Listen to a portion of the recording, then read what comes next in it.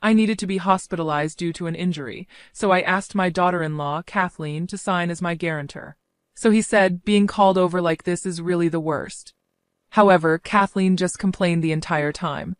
She already knows I live on a monthly pension of $1,000 and mocks me for it.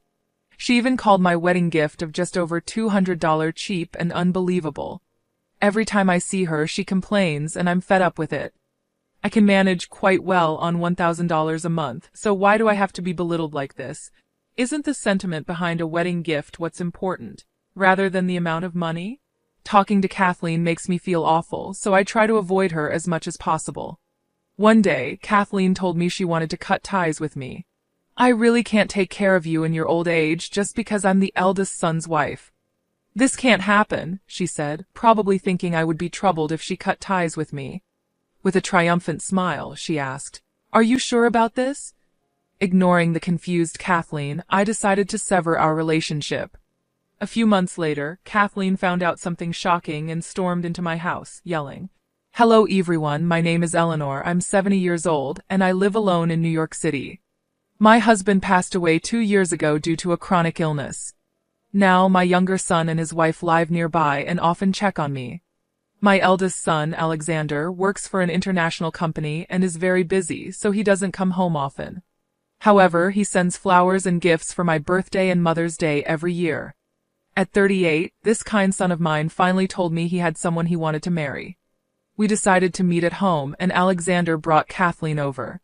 She was very cheerful, and our first meeting went smoothly, quickly leading to their marriage. The ceremony was scheduled 6 months later to accommodate John's busy schedule. I brought a wedding gift to Alexander's house to celebrate their marriage. "Thank you so much for today, mother-in-law." "Oh, don't worry about it. I'm just here to give you a wedding gift." "Wow, I'm so happy," Kathleen said.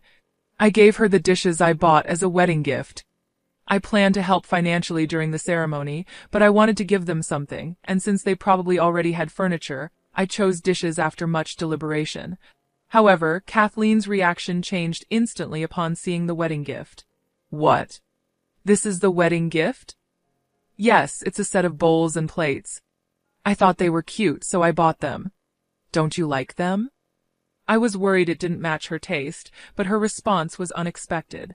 "Isn't this such a cheap gift for a wedding?" "Cheap, unbelievable. For a wedding gift, you should give around $110,000. I thought you were wealthy because you live in a nice house, but was I wrong, Kathleen?"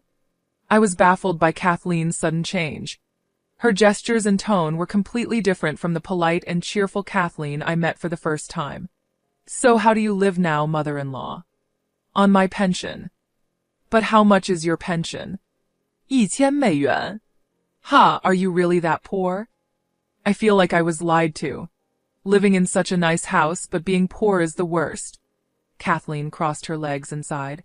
"Living on $1,000 a month, that's so sad. How do you even survive?" Kathleen's mocking tone irritated me. "I can manage just fine on $1,000 a month."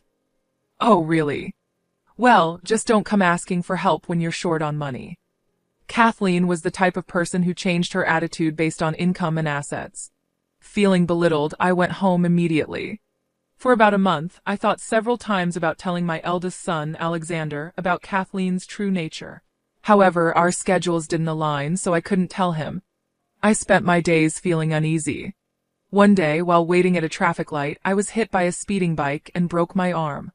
It wasn't a major injury, but I needed surgery and had to be hospitalized. The hospital required a guarantor, so I was asked to call a family member. When I messaged my sons, Alexander called me. "Mom, are you okay?" "Yes, I'm fine. I'm on painkillers right now." "About the guarantor signature, neither Scott nor I can come, so I'll send Kathleen." "Kathleen?" "Yeah, it's a weekday, and if we did it, it would be after work and past visiting hours. Kathleen doesn't work, so she can do it." "I see." Honestly, I didn't want to see Kathleen, but I couldn't be selfish. My younger son, Scott, and his wife, Andrea, were both teachers. They worked late every day and were also raising 2 kids, so they were very busy. Alexander also often didn't get home until after 10 p.m. I couldn't ask them, so I asked Alexander to have Kathleen come. When Kathleen arrived at the hospital, she was obviously in a bad mood.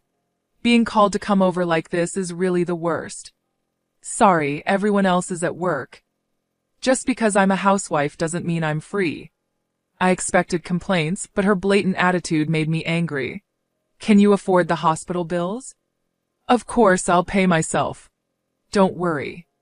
Fine, just don't come begging for money later. From now on, the money Alexander earns is not just his. She signed the papers with a smug smile and handed them to me. Honestly, dealing with this is such a hassle. Sorry about that. I'll try to ask someone else next time. Please do. Just thinking about more hospital stays and caregiving in the future is depressing. Her rude attitude made me want her to leave as soon as possible. I couldn't understand why I had to be treated like this when I didn't choose to be hospitalized. I'll be fine. Scott and Andrea are here, and I'll make sure to be prepared not to trouble anyone. I tried to keep things civil with the nurses and other patients around. I didn't want to cause unnecessary trouble. Do whatever you want. When no one helps you and you regret it, don't come crying to me. I'll make sure that doesn't happen. That's right. Don't come back later saying it's because you're the eldest son's wife. If that's the case, let's cut ties right now. Kathleen probably thought mentioning cutting ties would trouble me. But I wouldn't be troubled at all if I cut ties with Kathleen. Even without my kids' support, I could manage in my old age just fine. I'm okay with it, but are you sure, Kathleen? I asked. Huh? Of course I'm sure. Kathleen nodded, confused by my unexpected reaction. Kathleen likely thought that because I was poor and living alone, I would need my kids to take care of me. All right then, let's cut ties. I won't contact you again, and I'll delete your number. Do whatever you want. You're such an annoying old woman. Kathleen stomped off, making exaggeratedly loud footsteps, irritated by my nonchalant attitude. I had considered helping with the wedding costs, but seeing Kathleen's attitude, I decided not to provide any support. I wouldn't give any money to someone who talked about cutting ties. I vowed never to rely on Kathleen. I underwent surgery and was discharged a few weeks later. I continued my ordinary life while attending rehab. Even during my hospital stay, I remembered Kathleen talking about cutting ties and resolved not to rely on my kids. So, I didn't ask for help with my post-discharge life. However, on the day I was discharged, my younger son, Scott, and his wife, Andrea, came to help without saying anything. And it didn't stop there. They frequently helped with shopping and other tasks. Andrea, you're busy with work, so you don't have to go out of your way. Isn't it inconvenient with just one arm? Don't hesitate to ask for help. I'm doing this because I want to. Andrea's kindness touched my heart. Even though there are such kind people, thinking about Kathleen made me angry again. I haven't had any contact with Kathleen since then. I even called my son to say I might not attend the wedding and that I probably won't have any future interactions with her. 2 weeks after my discharge, while being driven to the store, I noticed something unusual. Andrea, doesn't the car make a strange noise? Yes, the side mirror is broken and it keeps making that noise. It's an old car, so I think I have to replace it, but I'm unsure what to do. I see, but wouldn't it be inconvenient without a car? You drive to work, right? Yes, but even a small compact car costs a lot. Seeing Andrea's concern, I made a suggestion. Then I'll buy you a new one. What? I can't accept such an expensive gift. It's fine. You've been helping me a lot. Consider it a thank you. But if you feel bad, just help me with shopping until my arm heals. When I said that, Andrea smiled brightly. Of course. Even after your arm heals, let's go shopping together. Her words made me smile too. So, I bought Andrea a new car. After that, Scott's family continued to visit and check on me, making me forget about Kathleen. A few weeks later, my injury had healed enough for me to carry light loads. One day, while watching TV at home, the doorbell rang suddenly. Looking at the monitor, I saw Kathleen standing there. What does she want after saying she wanted to cut ties? Feeling suspicious, I opened the door. As soon as Kathleen saw my face, she shouted, "Hey, what the hell is going on? What is it all of a sudden? I don't remember doing anything to be yelled at for." The other day I met Andrea, and she was driving a new car. So what? Don't play dumb. That car is worth over $10,000. There's no way a school teacher with kids could afford it. When I asked her about it, she said you bought it for her. Yes, I did. She said her old car broke down, so I got her a new one. There's nothing wrong with buying a car for my son's wife. You never give me anything, but you give Andrea a car? You're so unfair. If you can give away cars so easily, you should have given us more money for our wedding. Andrea helps me with shopping and housework. You wanted to cut ties, so why would I give you any money? You're the one who wanted to cut ties. Well, that's true, and how could you afford a car worth over $10,000? You don't have that kind of money. When did I ever say I was poor? I have real estate that I inherited from my husband. Real estate? Kathleen looked shocked. My husband was a businessman with a decent income and invested in real estate. He owned an apartment building which I inherited when he passed away. I get rental income from it every month and have been saving steadily. I live off my pension just fine, but I enjoy traveling every year, so I save money for that. I'm not struggling financially. If worst comes to worst, I could sell the real estate and make a few $100,000. If you have that much money, you should have said so. Why should I have to tell you? You just assumed I was poor. I never said I was struggling or needed to borrow money. Shut up. It pisses me off that you tricked me. I sighed, exasperated by Kathleen's childish tantrum. There's no way I'd flaunt my assets like that. Kathleen glared at me, clearly not satisfied. I wasn't deceiving you. Besides, I initially planned to help with the wedding costs, but you wanted to cut ties, so I didn't. Why? It's your son's wedding. Aren't you happy about it? I was happy about Alexander's wedding, but I didn't want to give you any money. Why would you say that? If you have money, you should give it. Everyone's so stingy, it's infuriating. Kathleen started stomping her feet in frustration. It's embarrassing for a 30-year-old woman to act this way just because things aren't going her way. Why do you want money so badly anyway? Duh, to have fun and buy the things I want. But Alexander only gives me $2,000 a month and won't give me more. $2,000 a month isn't enough? Of course not. Even a cheap bag would cost $5,000. I was stunned by her extravagant spending habits. I wondered why Alexander fell for such a woman. Kathleen kept fuming and grumbling about how poor my son was. I married Alexander because he seemed rich. If I'd known he was this stingy, I wouldn't have married him. Is John really that stingy? Yes. He only gives me an extra $500 on top of the rent and living expenses, and gifts are just around $2,000. It's ridiculous. If he's making over $100,000 a year, he should give me more. I thought I could spend money more freely after getting married. So you're saying you married him for money? Of course. Why else would I marry a man nearing his 40s? It's all about the money. I had reached my limit. I couldn't forgive her for disrespecting my son like that. Just as I was about to yell at her, Alexander appeared behind Kathleen. Then let's get a divorce. What? Alexander, why are you here? Mom told me she wasn't coming to the wedding and said she'd cut ties with you, so I came to hear the full story and overheard your argument. You've said quite a lot. Oh, this is a misunderstanding, Kathleen stammered, sweating nervously. I hadn't noticed Alexander arriving. Ignoring Kathleen's panic, I spoke to him. Thanks for coming.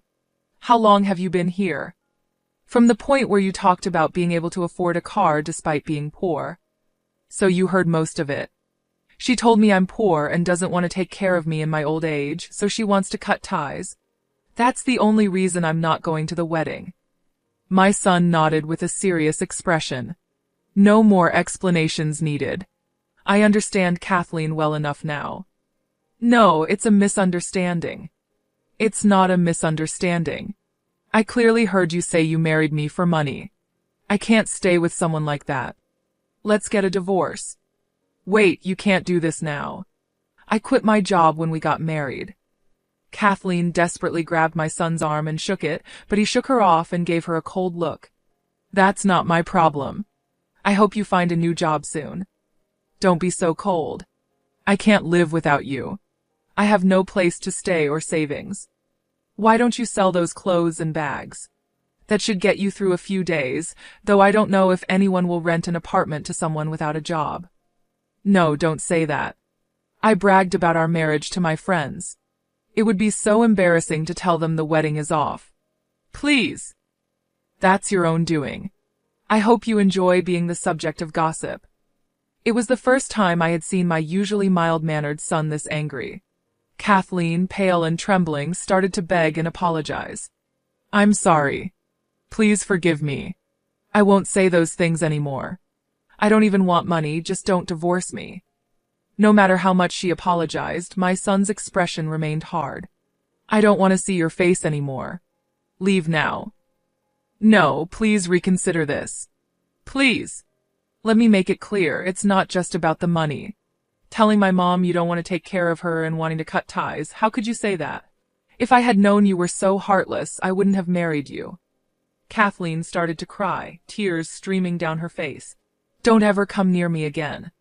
Kathleen covered her face and sobbed, but no one comforted her. I felt relieved that my son understood her true nature. I was also relieved that he wouldn't be deceived by such a nasty person anymore. Understanding why I refused to attend the wedding, my son apologized and left. Kathleen, realizing it was over, gave me a fierce glare and walked away dejectedly.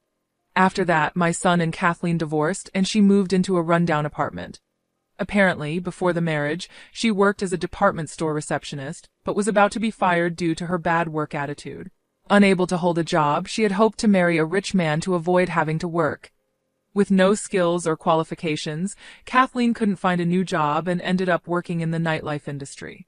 Over 30 and unable to make as much money as she had expected, she lived a miserable life, complaining all the time. Meanwhile, my son found a new girlfriend. I was worried it might be too soon, but when I met her, she seemed very kind and serious. She had been married before but divorced due to infidelity, which is how they started talking. It's funny how a divorce can lead to a new connection, but I feel more secure with her since I know her from work, my son said with a smile. I was happy my son had met someone kind and hoped he would find happiness in a new family. Marriage isn't the only path to happiness. Many people choose not to marry these days, and there's no need to rush into it.